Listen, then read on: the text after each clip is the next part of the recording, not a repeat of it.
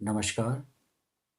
जैसा कि आप लोग जानते हैं, आजकल चारों तरफ कोरोना कोविड-19 के ही काफ़ी चर्चाएँ हैं और ये सब होना काफ़ी नेचुरल है।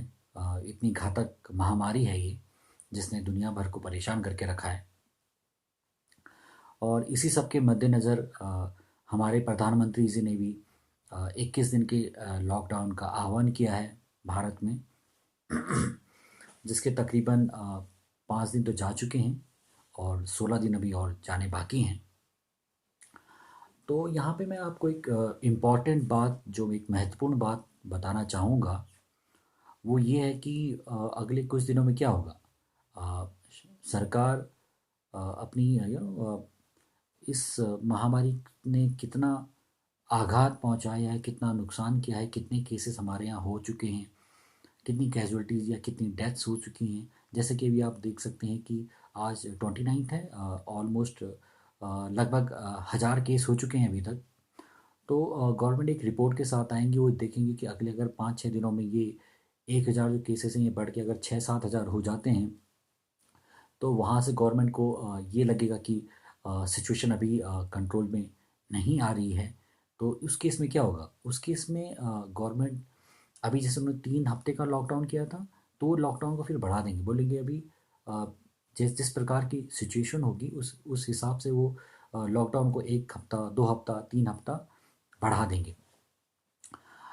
तो उससे क्या होगा, उससे एक चीज़ ये होने वाली है, मतलब जिसकी काफ़ी हद तक संभावना है। जैसे कि जब तक 21 दिन का लॉकडाउन था, तो गवर्नमेंट ने कहा कि हम सप्लाई आटे दाल चावल की सप्लाई प्रॉपर रखेंगे। अ, तो हम उम्मीद करते हैं कि 21 दिन तक वो सप्लाई प्रॉपर रख पाएंगे। पर अगर इसमें लॉकडाउन के दिन वो बढ़ा देते हैं, अगले 2-3 हफ्ते के लिए और बंद कर लेते हैं, तो वहाँ पे एक संभावना हो सकती है कि सप्लाई चेन को मेंटेन करने में परेशानियाँ पैदा हों। तो इन सब परेशानियों को हैंडल करने के लिए, इन सब परेशानियों से निपटने के लिए जनता को आगे आने की ज़रूरत है, ऐसा मुझे लगता है। क्योंकि हर काम हम गवर्नमेंट के सर पे डाल के नहीं कह सकते यार कि गवर्नमेंट को ही करना चाहिए, वही सभी करते फिरेंगे। ऑफ कोर्स वो अपना काम करेंगे, पर यहाँ पे हमको स्टेप लेना की ज़रूरत है।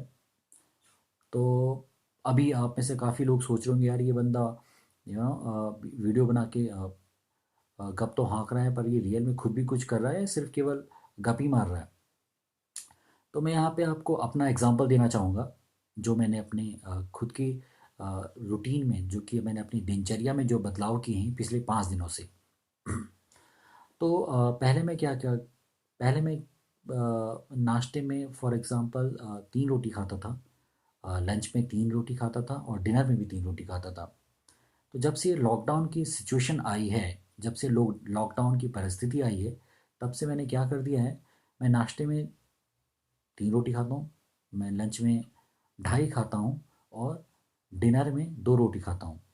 उससे बेसिकली कि मैं क्या कर रहा हूँ, एक दिन में मैं 1.5 रोटी बचा रहा हूँ। अगर ऐसा ही 2 लोग करते हैं तो वो 3 रोटी बचाएंगे, 10 लोग करते हैं तो 15 बचेंगी, 100 लोग करते हैं तो 150 बचेंगी। अगर यही काम लाख लोग करते हैं तो आप सोच सकते हैं तकरीबन 15 लाख रोटियाँ डेली बचेंगी।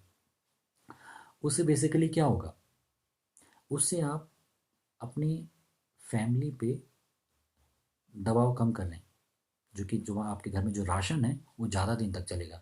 तो उसके लिए आपको बार बार मार्केट नहीं जाना पड़ेगा। जब बार बार मार्केट नहीं जाएंगे, तो आपके कोरोना से मुठभेड़ होने के चांसेस भी कम हो जाएंगे, मार्केट पे भी कम दबाव पड़ेगा और सरकार पे, देश पे भी कम प्रभाव पड़ेगा, कम दबाव पड़ेगा। और ये जो फूड सप्लाई है, ये सरकार में भी उन इलाकों को भेज सकती है जहाँ इसकी ज़्यादा ज़रूरत है। फॉर एग्ज़ाम्पल, ऐसे तबकों को जहाँ जिनको गवर्नमेंट फ्री में सप्लाई करना चाह रही है या 1-2 रुपए में सप्लाई करना चाह रही है, वहाँ इसको भेजा जा सकेगा। और ऑफ कोर्स अब एक चीज़ और भी होगी कि पर्सनली भी, जैसे फॉर एग्ज़ाम्पल हम लोग आजकल कुछ काम नहीं कर रहे, घर पे ही हैं, कोई अपना वर्कआउट तो हो नहीं रहा, कहीं जा नहीं रहे, तो अगर हम एकदम दबा के ठूस-ठूस के खाते रहेंगे, तो हमने फूल के गोभी का फूल हो जाएँगे हम। तो हमारे पास फालतू में शरीर में कैलोरीज़ होंगी जिसको हम ख़त्म नहीं कर रहे हैं, जला नहीं रहे हैं। तो कम फूड खाने से उस कैलोरीज की मात्रा में भी कमी आएगी और हमको अपने आप को मेंटेन करने, स्वास्थ्य मेंटेन करने में भी सहायता मिलेगी। और इस प्रक्रिया से आप अपने को बचाएंगे, अपने परिवार को बचा रहे हैं, अपने देश को बचा रहे हैं। धन्यवाद।